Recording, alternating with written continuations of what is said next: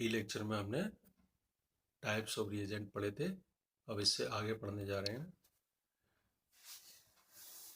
कार्बनिक अभिक्रियाओं के प्रकार, types of organic reactions. Generally 4 प्रकार की अभिक्रियाएं होती हैं, जिनमें पहली है सबस्टिट्यूशन प्रतिस्थापन, दूसरी है एडिशन योगात्मक, तीसरी है एलिमिनेशन विलोपन तथा चौथी है रीअरेंजमेंट पुनर्विन्यास। अब एक एक करके हम इनके बारे में पढ़ेंगे। पहली है प्रतिस्थापन अभिक्रियाएं, सबस्टिट्यूशन रिएक्शंस। सबस्टिट्यूशन प्रतिस्थापन कब होगा?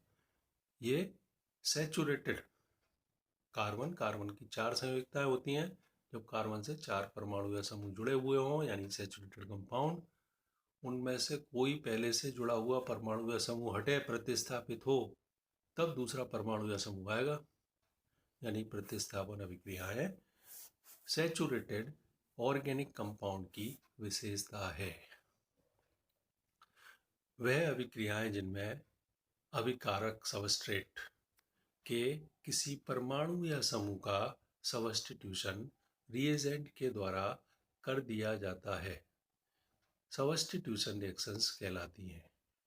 इनमें यौगिक की बंध संरचना में कोई अंतर नहीं आता है। जैसे जनरल रिएक्शन है ए बॉन्ड बी, सबस्ट्रेट है प्लस ये आपके एक्स रिएजेंट है, ये बी को रिप्लेस करके खुद ए से जुड़ जाए x, A x product plus be leaving group, तो ये आपके सबस्टिट्यूशन रिएक्शंस कहलाएंगे। शुरू में हमने पढ़ा था कि आपके बंध का विखंडन, बॉन्ड फिजन, 2 तरह से, होमोलाइटिक एंड हेट्रोलाइटिक। होमोलाइटिक में फ्री रेडिकल बनते हैं, हेट्रोलाइटिक में आपके कार्बोकेटाइन और कार्बेनाइन यानी इलेक्ट्रोफाइल न्यूक्लियोफाइल बनते हैं। तो जो सबस्टिट्यूशन रिएक्शंस हैं वो 3 टाइप्स की हैं। पहली फ्री रेडिकल सबस्टिट्यूशन, दूसरी इलेक्ट्रोफिलिक सबस्टिट्यूशन, तीसरी न्यूक्लियोफिलिक सबस्टिट्यूशन। ऐसे ही एडिशन रिएक्शन भी 3 तरह की होती हैं, वो on the basis of breaking of covalent bond. पहली है नाभिक स्नेही प्रतिस्थापन अभिक्रियाएं, nucleophilic and substitution S reactions are, संक्षेप में इनको NSR के रूप में बोलते हैं।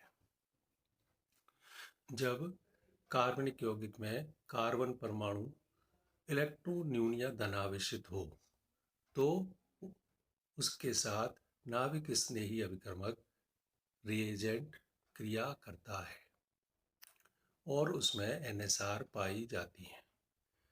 इसका मेन एग्जाम्पल है एल्किल हैलाइड में। हेलोजन परमाणु की अधिक विद्युत दृढ़ता के कारण आपके कार्बन परमाणु आंशिक धनावेशित, पोलर बॉन्ड के कारण कार्बन एटम आंशिक धनावेशित होता है, इसलिए इसमें NSR पाई जाती है। RX सबस्ट्रेट, ये पोलर बॉन्ड है, R पे पॉजिटिव X पे नेगेटिव, ये रिएजेंट OH माइनस, ये OH माइनस X को रिप्लेस करके ROH प्रोडक्ट बनाएगा और X कहलाएगा लीविंग ग्रुप।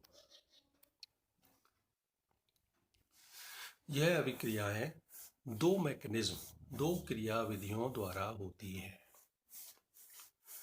पहली होती है एक अणुक नाभिक स्नेही प्रतिस्थापन, यूनिमोलिक्यूलर न्यूक्लियोफिलिक सबस्टिट्यूशन रिएक्शंस। ये सबस्टिट्यूशन का S, न्यूक्लियोफिलिक का N और यूनि का 1 शो करते हैं SN1 से। 1 यह 2 स्टेप्स में होती है। फर्स्ट स्टेप में स्लो स्पीड से एल्किल हैलाइड का आयोनाइजेशन होकर इंटरमीडिएट कार्बोकेटायन बनता है, जिस पर फास्टली तीव्रता से न्यूक्लियोफाइल क्रिया करके प्रोडक्ट बनाता है। फर्स्ट स्टेप में एल्किल हैलाइड स्लो रूप से आयोनाइज होके carbocation R plus plus X- बनाएगा। सेकेंड स्टेप में फर्स्ट स्टेप का बनाए हुए कार्बोकेटाइन पे रिएजेंट OH- फास्टली रिएक्ट करके प्रोडक्ट बना देगा। अभिक्रिया का वेग जो स्लो स्टेप है जिसमें कार्बोकेटाइन बन रहा है, धीमी गति में बनने वाले वेग निर्धारक स्टेप में, रेट डिटरमाइनिंग स्टेप में बनने वाले कार्बोकेटाइन की स्टेबिलिटी पर निर्भर करता है, डिपेंड करता है। जो डिफरेंट कार्बोकेटाइन है उनकी स्टेबिलिटी का क्रम फर्स्ट चैप्टर में पढ़ चुके हैं, on the basis of inductive effect and on the basis of hyper conjugation. इनके जो स्टेबिलिटी का ऑर्डर है उसी के क्रम में एल्किल हैलाइड की रिएक्टिविटी का क्रम होता है। CH3X, इसमें CH3 प्लस कार्बोकेटाइन बनता है।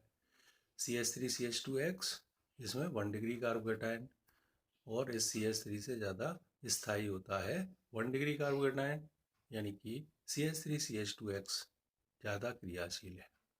फिर ये आइसोप्रोपिल हैलाइड, इससे बनेगा 2 डिग्री, ये और ज़्यादा रिएक्टिव है। टर्सरी ब्यूटिल, ये और भी ज़्यादा रिएक्टिव है, यानी कि तृतीयक हैलाइड की SNR इसी क्रियाविधि से होती है। नंबर दूसरा है, दूसरी तरह की मैकेनिज्म है NSR की, biomolecular nucleophilic substitution reaction, SN2, biomolecular का 2। 1 वाली 2 स्टेप में हो रही थी, तो 2 वाली सिंगल स्टेप में होती है। इसमें सबस्ट्रेट और रिएजेंट स्लो स्टेप से, धीमी गति से ट्रांजिशन स्टेट बनाते हैं, और ट्रांजिशन स्टेट फास्टली प्रोडक्ट में बदल जाती है। HO negative reagent nucleophilic plus RX, ये दोनों आपस में HO R से बंध बनाने की कोशिश करेगा, तो R का X से बना हुआ बंध वीक होके टूटने का प्रयास करेगा, ये बनेगी संक्रमण अवस्था, ट्रांजिशन स्टेट। आगे हम इनके बारे में भी पढ़ेंगे डिटेल में। ये फिर फास्टली ये बंध टूट के X- leaving group plus HOR product. इसमें अभिक्रिया का वेग या एल्किल हैलाइड की रिएक्टिविटी किस पर डिपेंड करेगी? बनने वाली ट्रांजिशन स्टेट की स्टेबिलिटी पे। ये CH3X की ट्रांजिशन स्टेट है, जिसमें कार्बन के पास 3 H और ये OH और X है। CH3CH2X में C के ये 2 H और ये CH3, ये इस तरह की ट्रांजिशन स्टेट। 2 डिग्री वाले की इस तरह की, 3 डिग्री वाले की इस तरह की। जो ट्रांजिशन स्टेट है जिसमें कार्बन से हमने 5 परमाणु या आइटम जुड़े हुए दिखाए हैं, तो इस पर क्या हो जाती है? स्टेरिक हिंड्रेंस, जगह की कमी।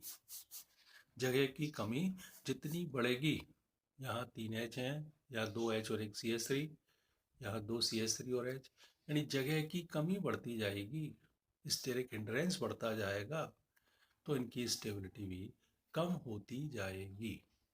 यानी कि इनकी विभिन्न डिफरेंट एल्किल हैलाइड की रिएक्टिविटी का ऑर्डर SN1 से उल्टा है। यहाँ CH3X ही सबसे ज़्यादा रिएक्टिव है। फिर इसके बाद आपके दूसरी तरह की सब्स्टिट्यूशन रिएक्शंस हैं, वो हम पढ़ेंगे अगले लेक्चर में। धन्यवाद।